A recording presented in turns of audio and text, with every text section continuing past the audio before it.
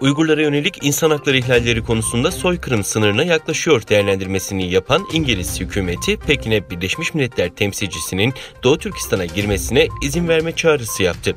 Birleşik Krallık hükümeti, Çin'e Birleşmiş Milletler İnsan Hakları Komiserinin Sincan Uygur özel bölgesine girmesine izin verilmesi çağrısında bulundu.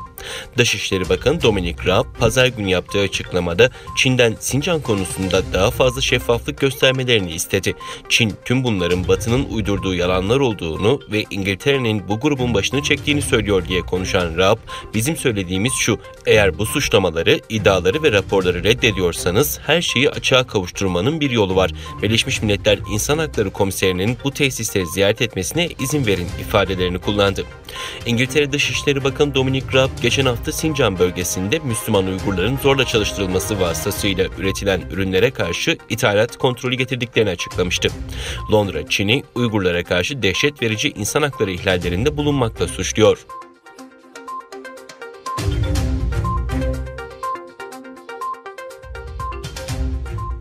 Ünlü yazar ve şair Hacı Mirzahit Kermi 82 yaşında Çin hapishanesinde şehit oldu. Deneyimli bir şair, yazar ve tarihçi olan Hacı Mirzahit Kerimi, Doğu Türkistan halkı için amansız mücadele eden, benzerine çok az rastlanır bir edebiyatçı, şair ve müttefikti. 24 Kasım 1939'da Kaşgar'da bir tüccar çocuğu olarak dünyaya geldi. Yusuf Has Hacip, Mirza Ababekri, Sultan Abdülreşit Han ve Cudağık gibi değerli tarihi eserler onun önde gelen eserlerindendi. Üstad toplam 30 yıldan fazla Çin hapishanesinde ve ev hapsinde gözetim altında tutulmasına rağmen hakkı konuşmaktan ve yazmaktan asla vazgeçmedi. Nihayetinde 2018 yılında 82 yaşında tutulduğu Çin hapishanesinde akıl almaz işkencelere boyun eğmeden cesurca hakkın rahmetine kavuştu. Hacı Mirzahit Kerimi 1959'da Çin tarafından milliyetçi suçlamasıyla 1972'ye kadar 13 yıl hapse mahkum edildi.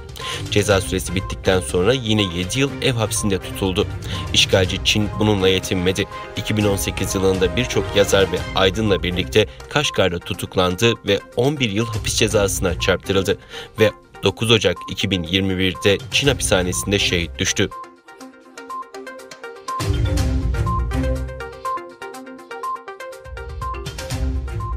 Covid-19'un Wuhan'dan çıktığını bir türlü kabul etmeyen Çin'den itiraf gibi bir açıklama geldi. Wuhan'da bulunan laboratuvarlarda çalışan Çinli bilim adamı yarasa tarafından ısırıldığını söyledi.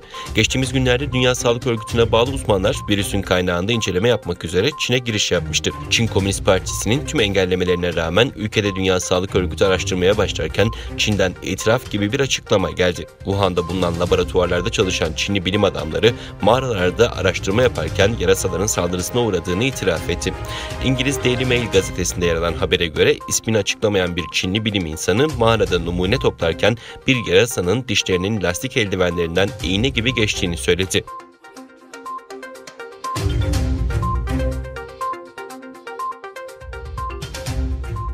Amerika Birleşik Devletleri Başkanlığı görevini 20 Ocak'ta devralacak olan Joe Biden, göreve gelir gelmez Selefi Donald Trump'ın aldığı bazı tartışmalı kararlardan geri adım atacak. Biden'ın Beyaz Saray personel şefi olarak atayacağını açıkladı. Ron Killian, cumartesi günü yeni üst düzey Beyaz Saray çalışanlarına yazdığı bildiride, Biden'ın henüz ilk görev gününde yaklaşık bir düzine başkanlık kararnamesi imzalamayı planladığını bildirdi. Beyaz Saray'ın yeni personel şefi söz konusu kararnamelerin odak noktasında acilen ele alınması gereken 4 kriz olarak nitelendirdiği koronavirüs pandemisi, iklim değişikliği, ekonomi ve ırkçılık olacağını belirtti. Bu çerçevede Biden, Trump'ın nüfusunun çoğunluğu Müslüman olan bazı ülke vatandaşlarının ABD'ye girişini yasaklayan hamlesini bertaraf edecek bir kararnameye de imza atacak.